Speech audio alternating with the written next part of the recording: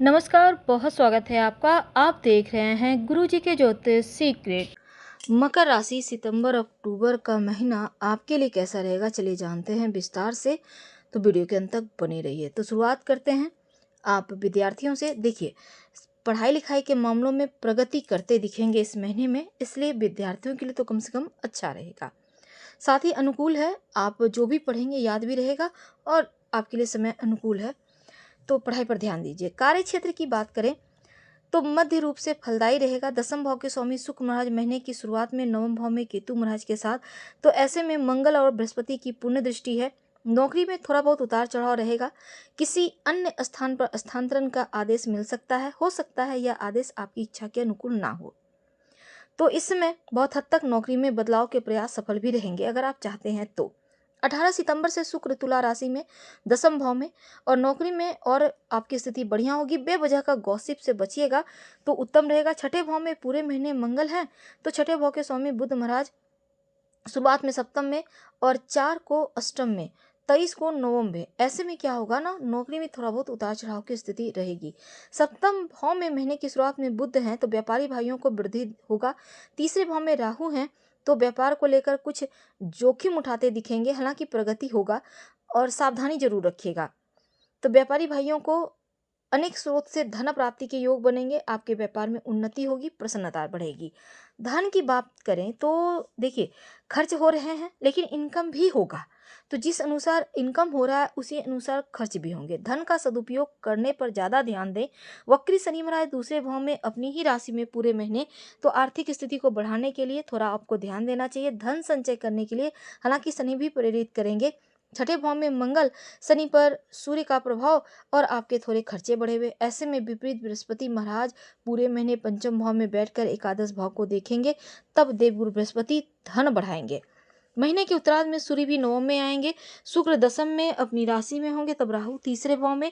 तो ऐसे में धन धीरे धीरे यहाँ से उत्तरार्ध में बढ़ता दिखेगा। खासकर जो विद्यार्थी हैं उनके लिए ज़्यादा अच्छा यहाँ से वक्त होगा, और मैनेजमेंट संबंधी कोई काम कर रहे हैं, पढ़ाई कर रहे हैं तो भी उत्तम रहेगा।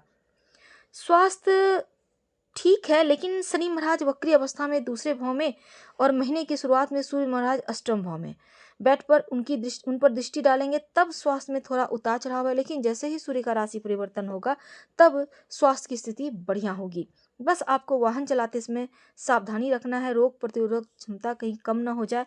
ऐसे में योगा एक्सरसाइज तो करना ही है, पौष्टिक आहार लें और राम रक्षा स्रोत का पाठ करें या सुनकर दिन की शुरुआत करें, अच्छा रहेगा। प्रेम संबंध अनुकूल रहेगा।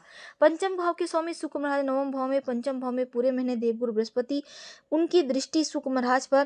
प्रेम संबंधों में सफलता मिलेगी, निकटता बढ़ेगी, एक दूसरे के प्रति भावनाओं को समझेंगे, रिश्तों में प्रेम जो है वो बढ़ेगा, प्रेम विवाह के योग बनेंगे और एक दूसरे के साथ समय बिताएंगे। लेकिन जो लोग विवाहित हैं, जीवन साथी के साथ आप कोई काम शुरू कर सकते हैं, कोई व्यवसाय शुरू कर सकते हैं, आपको उसमें सफलता जरूर मिलेगी और निजी संबंध भी बेहतर होंगे।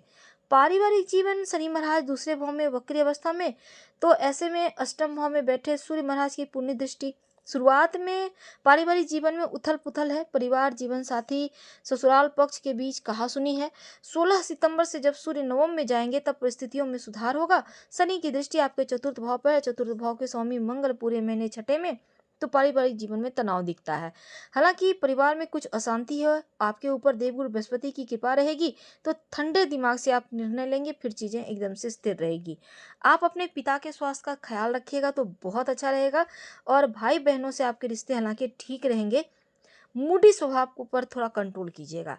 उपाय क्या करेंगे, देखिए, ओम संग शनिश्चराय नमः इस मंत्र का जप करें रोज शाम में, या फिर दशरथ गीत नील शनि स्रोत का पाठ कर सकते हैं। दोनों में से कोई आसान रहेगा, शनि मंत्र का जप करें। दूसरा, ओम सुन शुक्राय नमः भोर के समय या रात में सोने के पहले कम से कम 5 बार जप कर लीजिएगा तो उत्तम रहेगा।